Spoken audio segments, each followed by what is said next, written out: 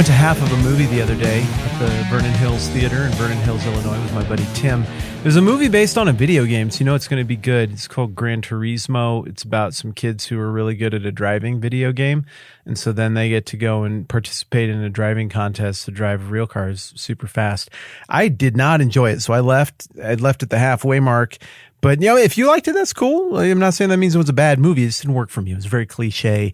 I mean, it was about 100 times where the sheriff from Stranger Things kept saying stuff about, it's just a video game, guys. It's real life. You can't, there's no reset button. You can't just reset it. I felt like it got a little redundant. So I left, and that's okay. But there was one moment that I really liked in there. It was a moment between two brothers, a little sibling rivalry going on there. And the younger brother, he doesn't get a lot of credit in his family. The older brother gets credit because he's into sports and stuff like his dad likes. And so the younger brother, when they get in a bit of a pickle with the law, he's like, hey, I will take the fall for this, but you have to say I'm a better driver. And older brother's like, no way. And then the younger brother's like, man, here comes the guy, his dad or the cop or whoever it was. We're going to get in trouble. If you just say the words. And finally the brother relents. He's like, fine, you're the better driver. I think that's more or less how it went. And, you know, that I kind of liked because I can relate to that kind of rivalry. You probably can too, right? It's not that big a thing, but sometimes just bragging rights and having somebody else admit something like that has currency in your relationship or your family or your circle of friends, that's a thing. And maybe mostly we grow out of it. Maybe sports still brings that back out in us. But I thought it was a fun and relatable moment in an otherwise very forgettable movie. It would be really easy when we pick up the book of Esther to get to Esther chapter 6 and to this hilarious reversal of fortune that happens here where Mordecai looks like he's about to get impaled and hung up for everybody to see, and Haman looks like he's about to get everything he wants, and the whole thing just flips around, and it's hilarious the way it flips around. It'd be really easy to look at this and imagine the way the original audience would understand it or the way that we're intended to understand it is that kind of thing, like a rivalry between two squabbling siblings representative of two different tribes who don't like each other very much, and the one finally gets over on the other one just about the time it looks like the other one is going to get over on the other one. And that's kind of fun. And maybe there's a little bit of that. I mean, the playfulness of the way it's written here in the book of Esther gives us the impression that it's okay to just revel in it in that way a little bit as a reader. But I think it was a much bigger deal in terms of how the original audience would have thought about the actual ceremony, the actual acknowledgement of the superiority and the greatness of Mordecai that ends up being inflicted on his enemy, Haman, the bad guy, the enemy of the Jews, in the whole thing. Because it's not just that Mordecai in the text, you know, gets to stand up on a balcony and then Haman has to be like, you're very good. You're better at some things than me. There, I said it.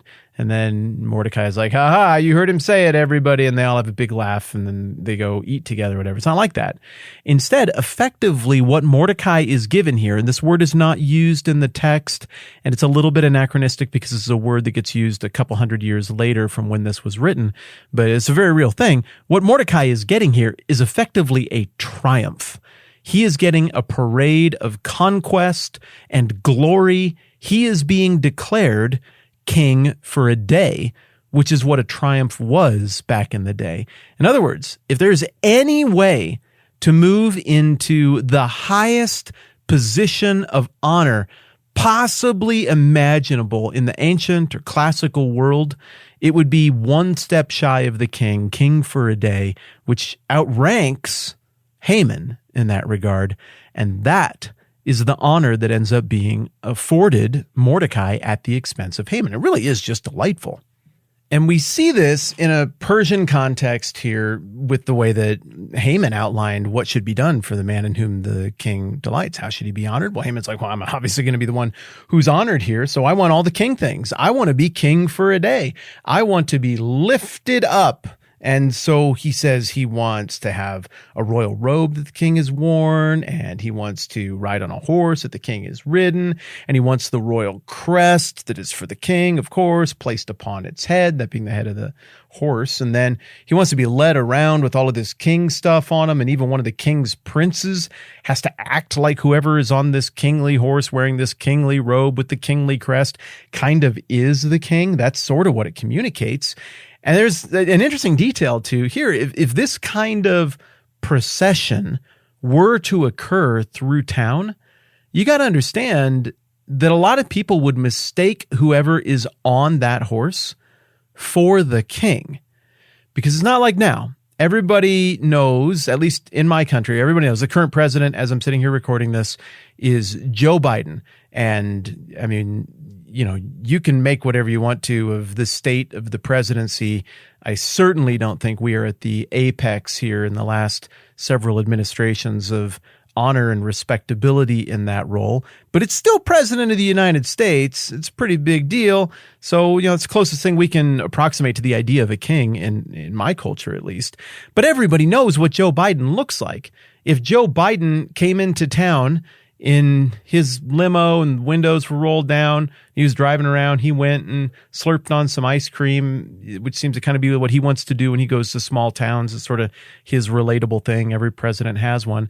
Well, everybody would be like, well, there's Joe Biden. You know how I can tell? Same way I can tell what an aspen tree is, because of how it is. Look at his face. That's Joe Biden. We got TV, we got photography, we got Joe Biden's face is in front of you all the time right now. But that wasn't the case in the ancient world. Most subjects of a king would go their entire lives without ever seeing the king, nor having any really sense of what the king actually looked like. It's why it was a somewhat plausible suggestion decades before these events, when Darius grabbed the throne, for him to suggest that, no, it's an impersonator. He's taken the place of Bardia, the rightful king. It was my job to kill the impersonator. Well, how would anybody know? The common people don't know what Bardia looks like. The common people couldn't tell the difference between him and some sort of imposter. I mean, there's accusations of body doubles going around even to this day. So nobody knew what Xerxes looked like, meaning that Haman's plan was that he wanted to be trotted around town and have people be like, oh my gosh, is that the king? I think that's the king. Hey, hail King Xerxes, and fall on their faces before him. He wanted to feel what it was like to have people adore him. And Haman really liked having people adore him. How do we know? Because he said so this many pages earlier. That was the sound of one page turning. Because he just admitted that he's super happy about everything, but super mad that one guy won't pay him the respect that he deserves. So it's crazy. It's like Haman won the Make-A-Wish contest and he gets to pick whatever he wants. And what he wants is to be inside the king's skin, just like him, to dress up just like you, and to have people call me by your name and get to imagine that I'm you and what it feels like to be you. Gross. It's just gross when you think about what he really was asking for here.